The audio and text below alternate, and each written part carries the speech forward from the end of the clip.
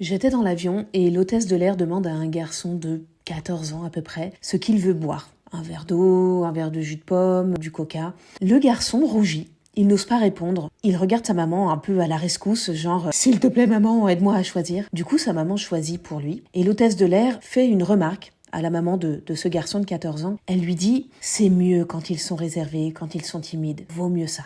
Et cette petite remarque, elle m'a hérissé le poil. Ça m'a fait réaliser quelque chose, ça m'a sauté aux yeux. En fait, il y a certaines cultures, certains pays, comme la France notamment, et même certaines familles, je dirais, qui rejettent les personnes qui s'affirment, qui prennent la parole, qui prennent de la place, qui prennent leur place. Et dans ces environnements-là, pour être accepté, il faudrait se faire tout petit. Il faudrait ne jamais se mettre en avant. Il faudrait ne jamais faire trop de bruit. Du coup, si votre enfant, à vous, et encore plus s'il a un TDAH, aime s'affirmer, aime donner son avis, aime participer aux discussions, prend de la place, une vraie place, et qu'il ne se fait pas tout petit en fait, eh bien ça peut être mal vu, ça peut déranger. Sauf que prendre sa juste place, être soi, c'est essentiel. Oser être soi, c'est parfois la quête de toute une vie. Alors ne laissez jamais votre enfant changer pour ne pas déranger, pour se conformer. Ne le laissez pas se suradapter, quitte à en oublier qui il est.